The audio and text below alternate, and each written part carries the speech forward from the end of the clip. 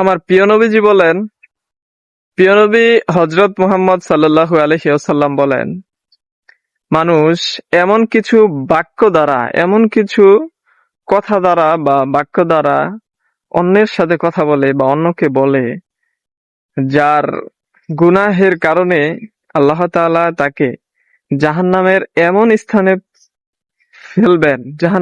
স্থানে ফেলবেন যে স্থানের দূরত্ব হবে পূর্ব থেকে পশ্চিম পর্যন্ত। এই হাদিসটার মূল উদ্দেশ্য হলো রাসূল সাল্লাল্লাহু আলাইহি ওয়াসাল্লাম বুঝাতে চেয়েছেন যে যারাই আমরা কথাবার্তা বলার সময় উল্টাপাল্টা কথাবার্তা বলি, গালিগালাজ করি, মুখের ভাষা খারাপ করি, তারা গুনাহের কারণে খুব জঘন্য শাস্তির উপভোগ করতে হবে। এবং আমরা অকারণেই কথা বলার সময় বন্ধু-বান্ধব একসাথে হলে কিংবা অনেক ঝামেলা ঝগড়া টগড়া হলে গালিগালাজ করি, বকাবকি করি, কিন্তু স্বাভাবিকভাবেই তখন আমরা আমাদের হয়তোবা মজার ছলে কিংবা অনেক জিদ্দের কারণে এই বকাগুলো, অশ্লীল কথাগুলো বলে থাকি।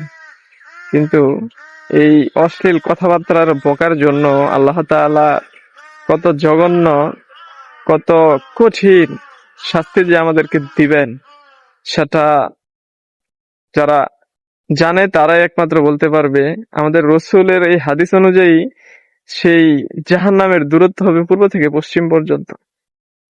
আল্লাহ তাআলা আমাদেরকে এই শাস্তি থেকে পানাহ চাওয়ার তৌফিক দান করুন এবং আমরা যাতে এই ধরনের কথাবার্তা, এই ধরনের গালিগালাজ যাতে না করি, আল্লাহ তাআলা সেই তৌফিক আমাদেরকে দান করুন। আমিন। আরেকটা কথা হচ্ছে যে চলাফেরার ক্ষেত্রে আমাদের ভুল ত্রুটি হতেই পারে। গালিগালাজ অনেক সময় বন্ধু বান্ধবের সাথে চলাফেরা করার ক্ষেত্রে অনেক কথাই বলি। তো কথা বলার সময় যদি একটু মাথাটাকে খাটিয়ে কথা বলি, তাহলে হয়তোবা আমাদের মুখ থেকে কোনো খারাপ কথা বের হবে না। আর যদি বের হয়ই, কোনো গালি বের হয়ে যায় কিংবা কোনো খারাপ মন্তব্য বের হয়ে যায়, তবে আল্লাহর কাছে ইস্তেগফার করতে হবে এবং আল্লাহর কাছে ক্ষমা চাইতে হবে। আল্লাহ তাআলা অবশ্যই অসীম দয়ালু, তার রহমতের কোনো শেষ নেই, তার ক্ষমারও কোনো শেষ নেই। তিনি আমাদেরকে ক্ষমা করে দিবেন, ইনশাআল্লাহ তিনি আমাদেরকে ক্ষমা করে দিবেন। কিন্তু যদি আমরা গালিগালাজ করার পর আল্লাহর কাছে ক্ষমা না চাই, তার কাছে তওবা না করি, আকুতি মিনতি না করি, তাহলে তো আল্লাহ তাআলা আমাদেরকে ক্ষমা করবেন না, এটাই স্বাভাবিক।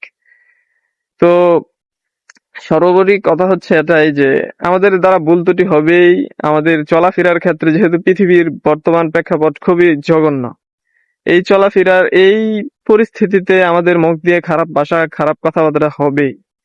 তো যাই হোক, আমরা যত খারাপ কাজই করি না কেন, পাপ করি না কেন, আল্লাহর কাছে তওবা করব, আল্লাহর কাছে ক্ষমা চাবো। ইনশাআল্লাহ আল্লাহ তাআলা আমাদেরকে মাফ করে দিবেন। আমিন। সবাই ভালো থাকবেন, আমার জন্য দোয়া করবেন। আসসালামু আলাইকুম।